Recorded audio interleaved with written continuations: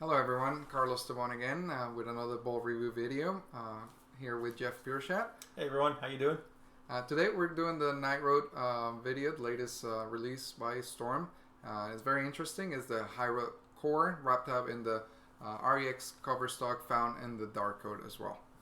So this ball is something that I wasn't really sure how I would take to, because the High Roads, I drilled 3 High Roads in my life, and The original High Road. The original High Road, and this has the same core as those, but the ones that I liked better were drilled weaker.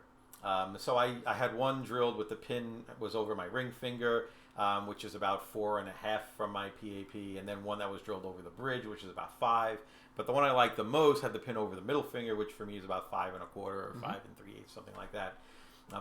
And the pin was not as high. You can see on the screen the ball that we used. This is Carlos's ball. We both used his bowling ball for this video. And the pin is much higher, and it's a little to the right of where I like it. So this ball is going to flare a lot more than I generally use on my High Roads. I have a High Road Pearl. It's also drilled with the pin above the middle finger for me. So again, a lot weaker drilling. So I wasn't sure if I was going to like this or not, so I was actually pretty excited to throw it and see what it would do.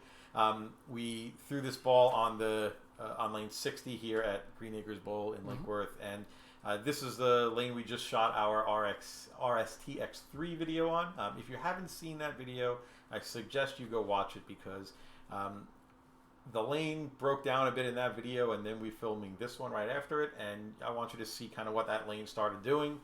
Because it's important, because it's going to come into play in this video a bit, as Carlos can attest to. Yeah, I'm sure. I obviously we haven't thrown the ball before we shot this video. This is the first time. I only got a couple of shots practice right after we shot the RSTX3 video with it, and obviously this layout for me, I want to stand left, throw it right. I need a defined hook spot to the right part of the lane.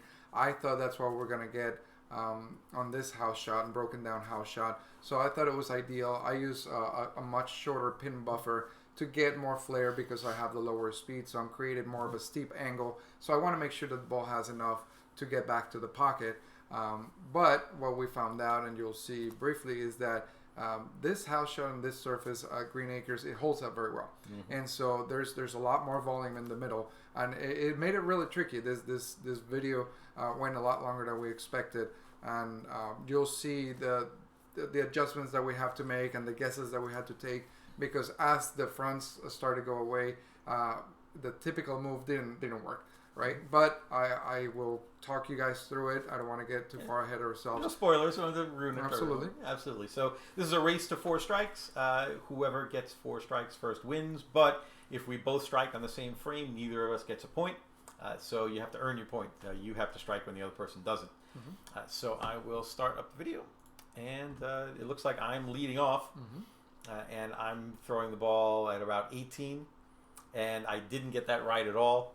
So, as you said, it's a pretty heavy oil house shot. Right, and we weren't sure, honestly. It comes out of the box with the 4K fast finish. The newer ones, Storm just released the Reacta Gloss finish. Is going to come a little shinier. But this one in particular came with the 4K fast, and it wanted to be a little earlier and smoother, but we just weren't sure how early and how smooth. So that was a total guess from your part. Yeah, we think we each got maybe 1 or 2 practice shots, and we just decided, let's go. You know, we're lined in, we're not lined in, we don't care. You know, it's the people at home will get to see. It'll be really truthful for them. Right. And you can see you're already, you know, just feeding the ball right and letting the ball roll up nice and smooth, a nice big arc. Right. But it got through the hedge pretty well for you. So right off the bat, you're up 1-0. I am. However, I do have to admit that was a miss right on my part.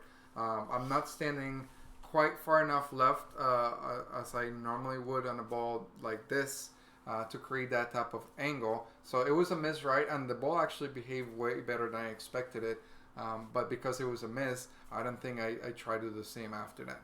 Yeah, well, I tried to do the same as you did to get it right.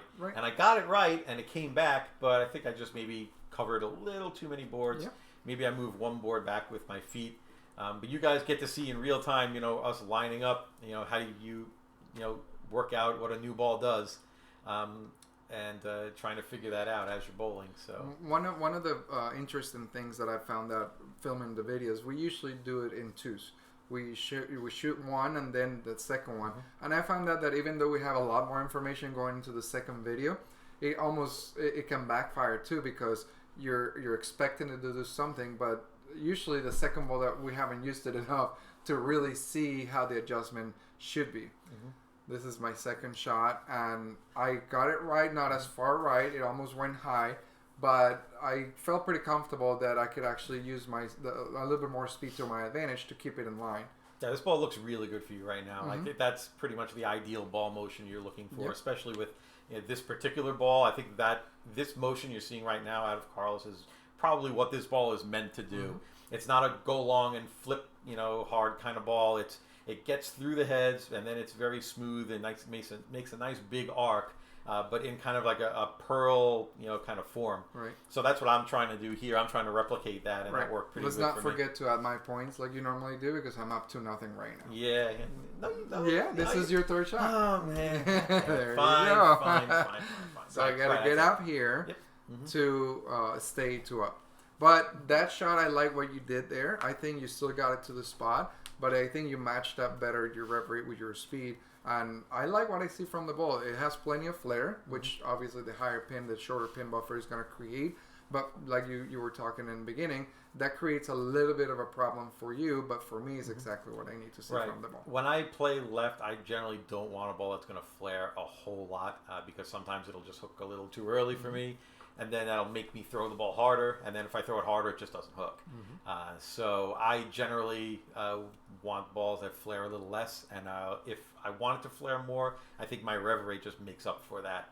This ball flared a lot. This ball flared more than any high road I'd ever thrown because with the pin that far up, I think close to the pin buffer, I think that just created a lot of extra flare. And it was able to dig the mid lane a lot more combined with the cover. That one, it looks like I missed left again, but the cover, like I was just saying, the cover digs a little bit, and it was able to read just early enough to get the ball to hit the head pin, so I struck. And I can see how you probably started to get fooled a little bit, because if you got it too far right, it labored too much.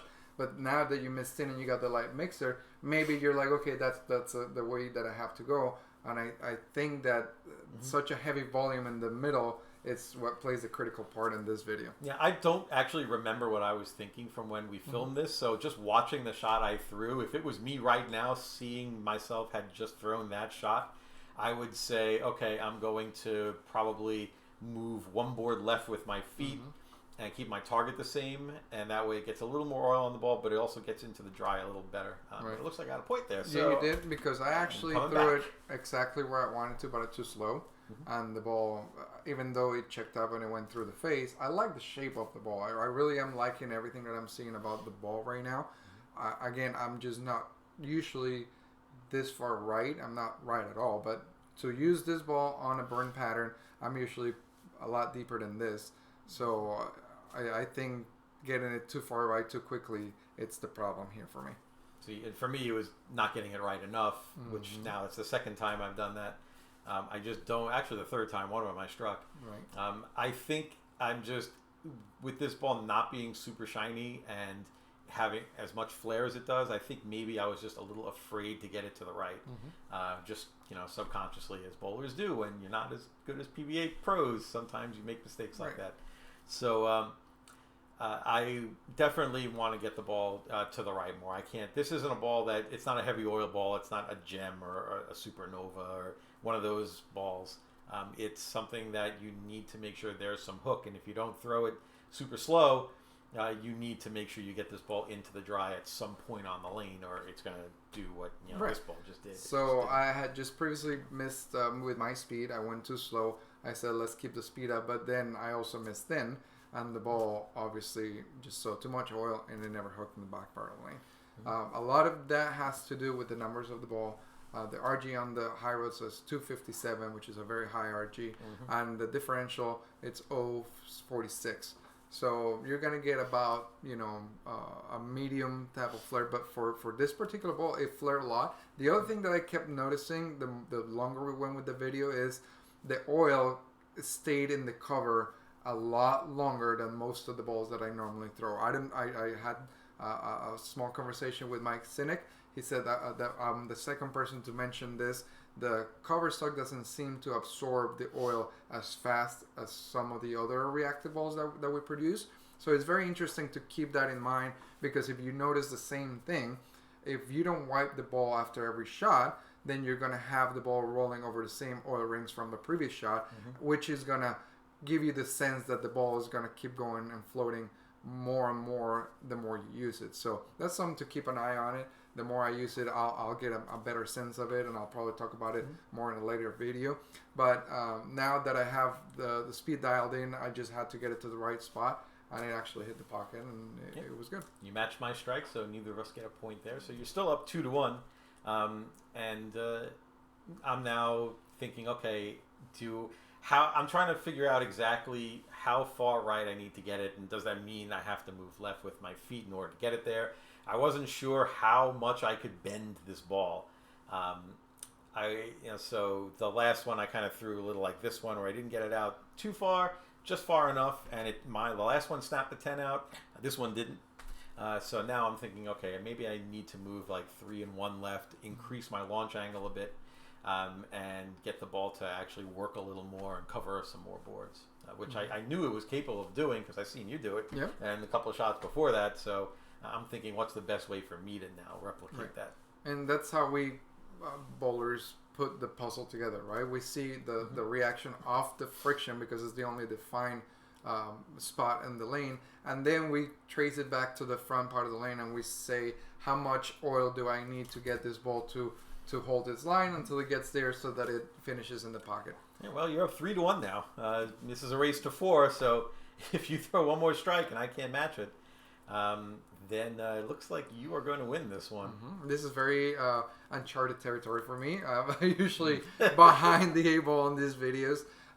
Luckily enough, I've been able to feel more comfortable. And obviously these last few balls that we've recorded, they've matched my speed and my right rate a little bit better. Well, I mean, they're your ball. With your layout and your grip, they better match.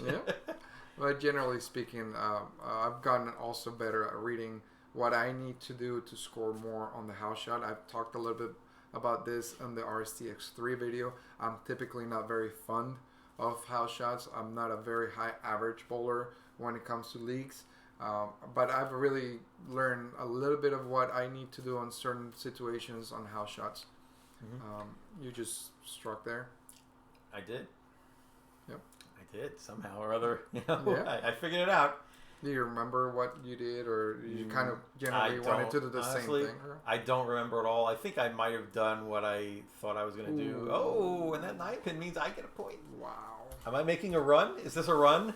I don't know if it's a run, but recently you said that you deserve to win in the previous video. I think that if I'm going to lose like this, I think that the tables have turned. No, you misunderstand. I deserve to win every one of these videos. All of them I deserve to win. Oh.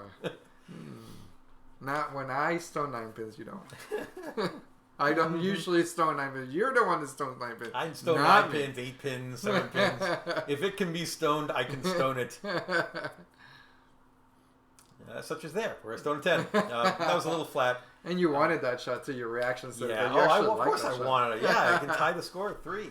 As you can see, for me, it hit the dry, it turned over, but I think it's just because of the cover is kind of sheen, the 4K fast out of the box.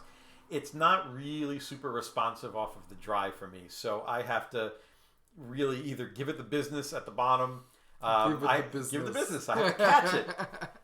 I have to give it the business. I have to catch it. And if I don't catch it, it seemed to float for me a bit. Just because of my ball speed and where I was playing. I wasn't feeding it out into the 5-board like you just did here. But I like that shot too. Wow. Yeah. And I'm looking at that and I'm thinking, well, maybe I need to get it out there because that ball reacted really hard. And mine didn't, so that tells me that I'm maybe in the wrong place.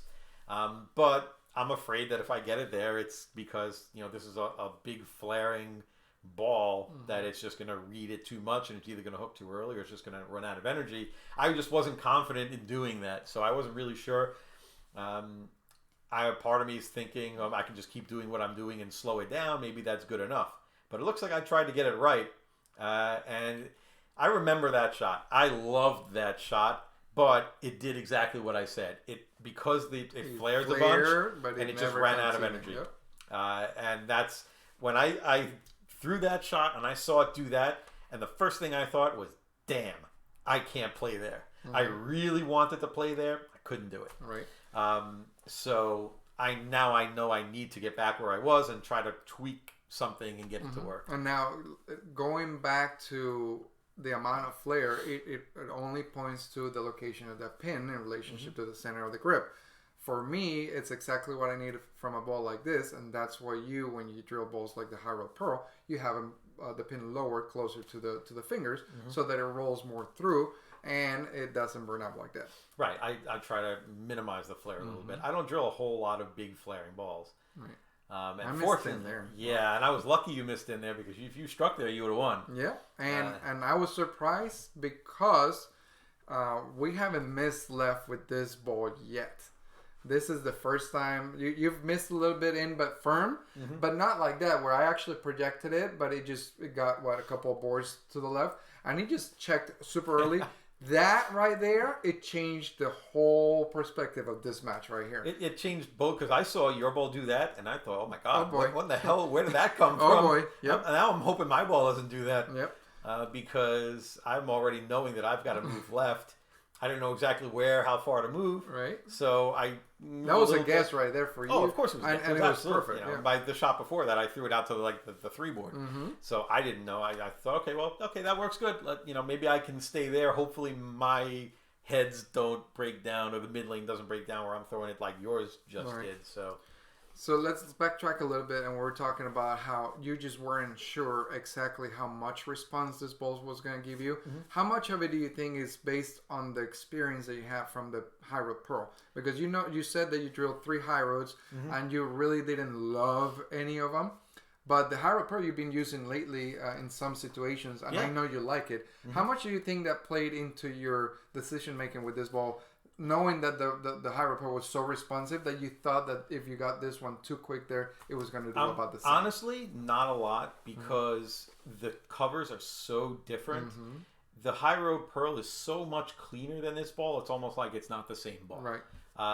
These are completely different bowling balls. Like I wouldn't even put them in the same category. The Night Road is at least one tier above what the High Road Pearl is. So I wasn't really comparing it to something like that. I was the hook spot, by the way. Yeah, I found the hook spot. I'm actually comparing this to something like a phase 3 or something like that, where if the phase 3 was a little sheener, something like if a phase 2 was had a dark code cover on it, something in that kind of realm. Because to me, this was like a stronger ball, not a weaker ball. Not super strong. But it was just strong enough. It was kind of earlier, right? It was earlier, and it had the capability to cover a lot of boards left to right. It could be slow wheeled, but not with my rev rate. When I got it out to the 2-board, it just kind of didn't recover. Oh, and there's another one. You could have won on that one too. That was you wanted that one too. You thought that was good, didn't you? Absolutely. I made the move, and I got it to that same spot where I hooked early. And it just rang a 10-pin because it kind of did the same thing. It kind of read the hook spot early, and it straightened out a little bit. It didn't continue through the pins. Right. So you guys at home are getting to see what goes through our processes, our thought process. Carlos is a PBA member. I was a PBA member until recently, and I was for 20 years. So we've bowled a lot of higher level events on a lot of weird lane conditions. So we go through this a lot, not so much on house shots, but in tournaments we do. So to me, this almost ended up like a weird tournament condition. Well, I would rephrase that. I think that we go through some of this more on the tour level or on the international level, but we have a better understanding of how to adjust. We do go through this on a house shot. I still haven't figured out yet, obviously. so it's not that we don't go through it, but for most of the people that we bowl against and with, they have a much better understanding of what their misses are and what they need to do. For me, this happens a lot. All of a sudden the ball hooks early and I move away from it and it doesn't hook. And as soon as I get there quicker, it overhooks. And that's why I have such a hard time. Yeah, it's just reading the mid lane. Now this, I would say that this is not typical of what a house shot usually does.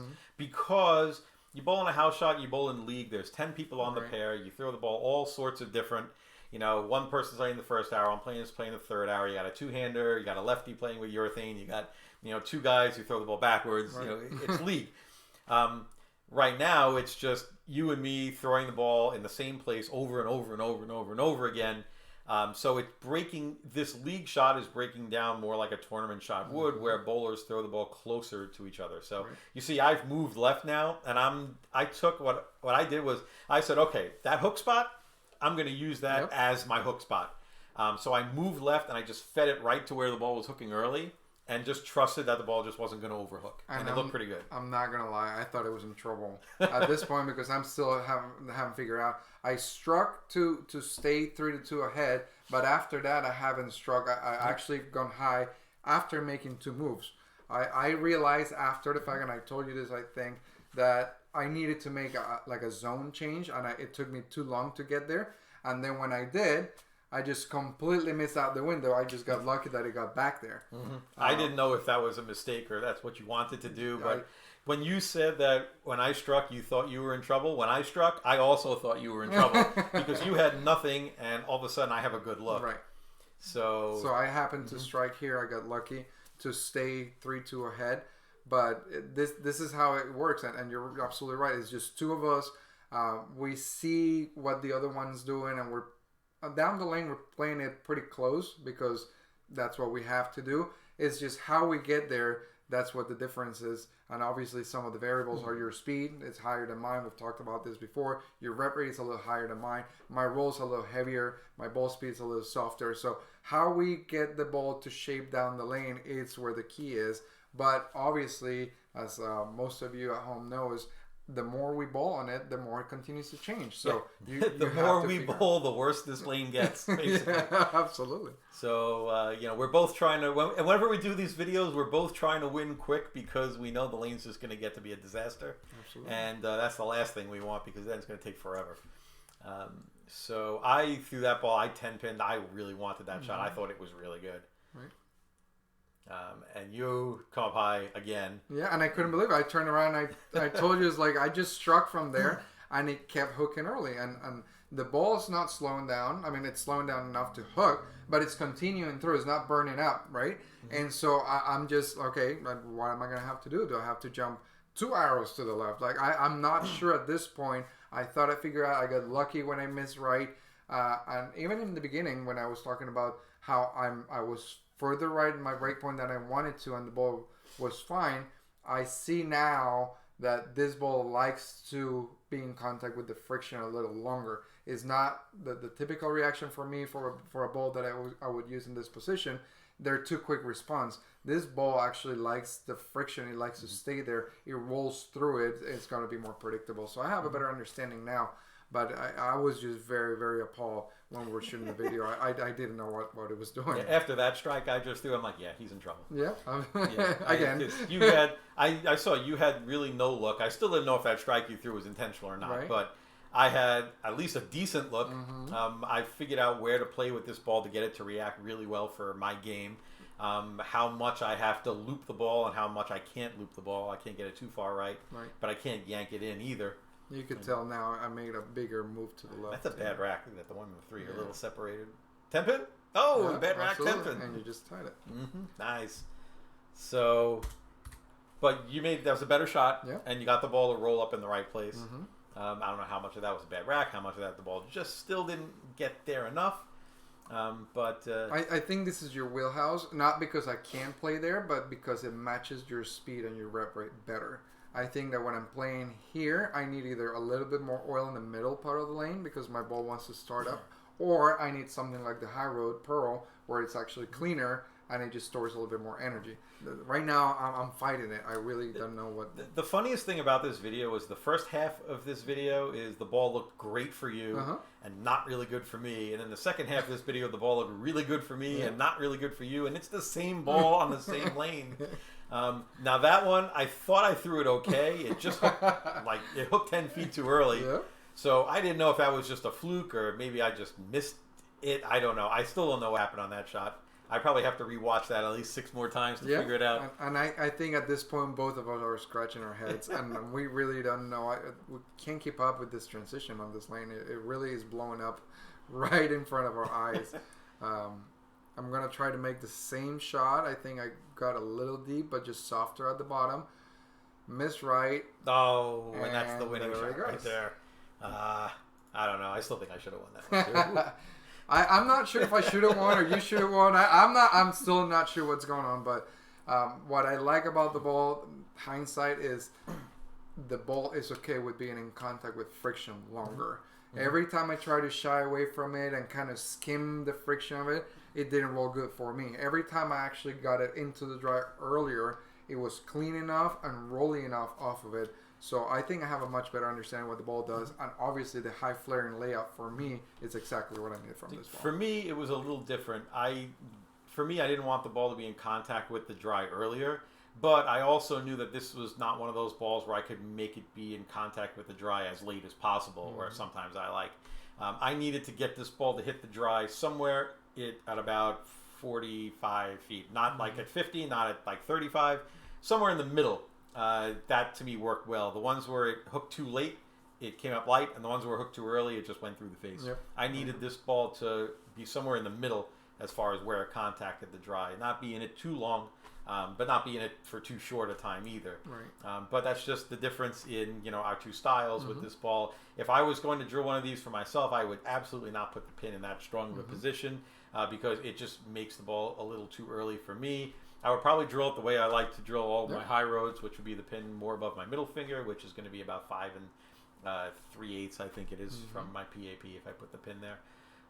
And for me, that actually works really well on balls that have a higher flare potential. I was surprised at how much this ball flared. The differential is only, .046? This ball did not flare like an 0.46. It flared like an 0.56. Yep. Don't underestimate. If you drill a night road, do not underestimate how much this ball flares. I wish we had a picture of the flare, but we didn't take one. Maybe we can post one later. But it flared a lot. It flared a lot. Sure. Don't underestimate the flare of this ball if you drill it. It's a lot for as far as bang for your buck. If it's measured in flare potential, because a lot of weaker balls don't flare a lot, and a lot of stronger balls flare a bunch. Right. This is definitely something where you're not going to spend a ton of money, but you're going to get a bigger flaring ball and something that you can actually cover a lot of boards with. Right. The good thing about knowing that going into drilling a ball like this is that if you don't have the ball speed or the rev rate, you could actually play with the layout and maybe put it even pinned down to limit the amount of flare because it flares so much and you're still going to get a good motion to the pocket, especially if you play down and in, right? And I don't know. I'm not a big fan of putting symmetrical balls pinned down. Right. I find it kills the core too much. What I would do instead is drill it. If I was going to go even with this layout, I would just shine the ball up. Right. The original, this is the cover that the Dark Code had. It has the 4K fast on it. I would take the cover to what the Dark Code covers were like before they started putting the 4K fast on it. Polish, yeah, the 1500 polish. I think that ball would. With this, I think this ball with that cover, I should say, would be gangbusters. I think it would be great. And if I drill one of these myself, that's probably what I would end up doing. In fact, I just did that with my Dark Code this past week in League, and it worked really well. I took it right back to the 1500 polish because it was 4K fast out of the box, and I liked it a lot better. So for me, for my rev rate, I think the 1500 polish is better. For somebody who might not have my rev rate or it has a little lower ball speed and they need and they're going to be in the oil and they need something to grab a little more, maybe this cover surface prep is good. Don't be afraid to customize your surface of your bowling ball. It's the most important thing you can do a ball reaction. I haven't met many pros that don't do anything to the surface of the ball after they drill it. We all tinker with it. We all kind of try to match it to what we have in front of us. So don't be afraid to go into your pro shop and learn more about how to adjust surfaces. Yeah, well, it looks like you're up now 5-3 in this series, which That's it. I wasn't going to say it. It's, I wasn't going to say it's it. your ball. It's your layout. It fits you. That's just if the it excuse. if it was the opposite, we wouldn't be saying that. But after 2 good sessions, I am up 5-3. Thank you, Green Acres Ball. Thank you, Chris Arbor. Thank you, Storm, Turbo, and Coolwick. Until next time. Right, Thank you. See you guys later.